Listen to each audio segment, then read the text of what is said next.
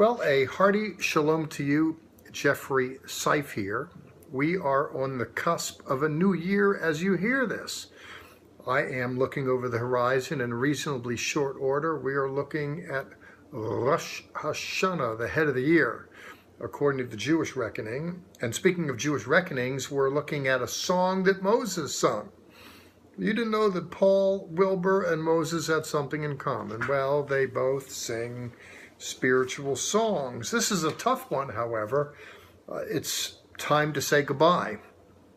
Moshe Rabbeinu, Moses, by the time we get to the 32nd chapter, he's really wrapping it up. And he wraps up not with a rap song, but he wraps up with a song. It's interesting, people remember music. And it's not an entirely good song. He speaks prophetically. He is cognizant of the foibles of the people that he's been laboring with for years. He knows the history. He knows the story. He knows who he's dealing with. He knows God. He knows the justice of God, the judgment of God, the mercies of God. But he knows what God is dealing with because he knows what he's dealt with. I want you to look, please, in chapter 32, verse 9, in Parsha Ha'atzinu. Give ear, O heavens, and I will speak. Well, he's calling up to the heavens. He's singing. He's speaking to people in this song of Moses. I want you to look in verse 9. There's a piece of beauty here among these ashes, and it speaks to God's heart for his people. Difficulties notwithstanding, it, to me, elicits a kind of grace and beauty. In verse 9, Adonai's portion is his people, weaknesses and all. Jacob is the share of his inheritance. God has made his name to dwell among these people. His portion, his people. In verse 10, the Lord, he found him in a wilderness land, in the void of a howling waste. He surrounded him, cared for him, and guarded him as the pupil of his eye. If you think of this for a moment, I'm not an optometrist or an ophthalmologist, but if you go with the eye, there's stuff here to keep stuff away, whether it's the hairs here or here, there's the lid. And of course, if something gets in the eye, it waters it. There's mechanisms here because nature understands that the eye is special and the eye is guarded.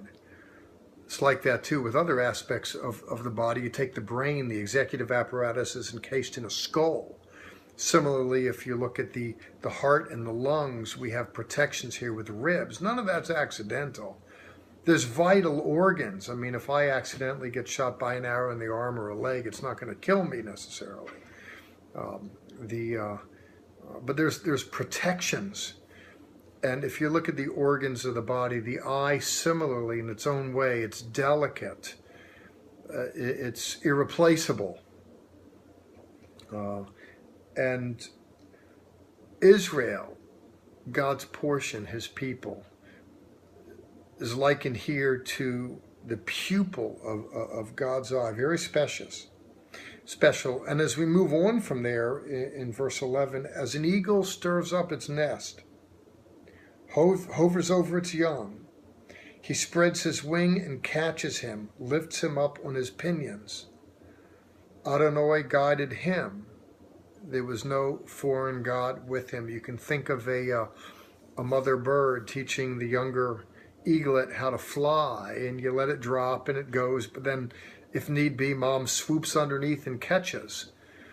It's interesting to me to see God's relationship with his people described anatomically. We're looking at eyes on the one hand and then an illustration from nature on the other. You don't have to have a medical degree or a specialty in ophthalmology to understand, nor do you have to have an expertise as a zoologist or what is an ornithologist, I think someone who watches birds in particular. You don't need PhDs in these fields. The language itself, I think the commoner can understand unaided by PhDs. I mean, We're looking at language that speaks to primitive people in a way that outsiders can understand and underscores God's love for his people. If you can bear, and if you have borne with me so far with these older images, and consider what might some of the implications be for moderns, I think it's worth noting on the front end that Moses is speaking to a people that he knows is sinful, and they are going to exact punishment as a result of it. A just God is not going to wince in the wake of flagrant disavowals. He's not a happy camper, but he's not going to let go of them at all. He has a certain kind of love for his people. Israel, this crop of Hebrews is going to go into the promised land after Moses, and then they're going to cast the law of Moses behind their back after Joshua. That's Bible history 101. Moses knows what he's dealing with. God knows what he's dealing with. God knows he's been dealing with sinners ever since the Garden of Eden. It's not like, oh my God.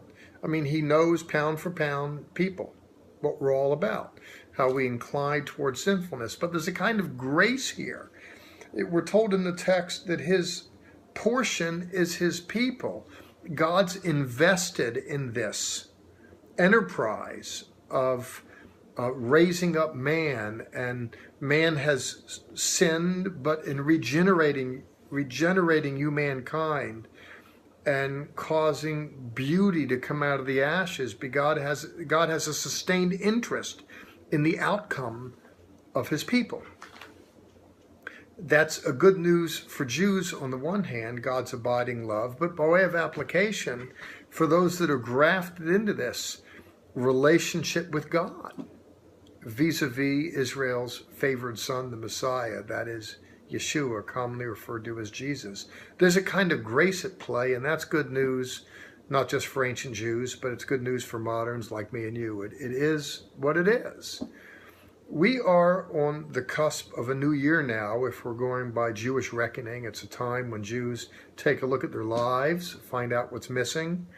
A little bit of introspection is always good for people. And subsequent to that, then there's a looking for new possibilities with the new days to come. And that's good for people to take a little soul search and have a look. But as you have a look, and we're always reminded of our own sin and circumstance, if we have a look at the book, we're reminded of the grace of God, a little sunshine that even shines in darkened places. And I want you to know that if you're walking with God, if you've asked him into your life, you're looking to cultivate a relationship with him, even imperfect you're God's inheritance. You're what he's got to work with. And there is this patient bearing up with us. And indeed, that's good news, and I wanted to share it with you. The gospel's good news. And we live in a world where there's so much bad news. Here's a piece of good news right here from the book of Deuteronomy. The grace of God in the Older Testament. People say, nah, they got the Jew book, it's all about laws, and we got the new book, it's all about grace. Well, that's overly simplistic now, isn't it? Because here, even in the midst of a prophetic understanding that Israel's going to backslide, there is a notation here of God's love and patience for his people. That's going to wear thin a little bit. There's going to be some judgment, but God's going to reel it back in. All that's found in Deuteronomy. May it be found in your life. May your faith arise to know there's a God who loves about you, who cares about you, your life, your circumstance, and your future. God bless.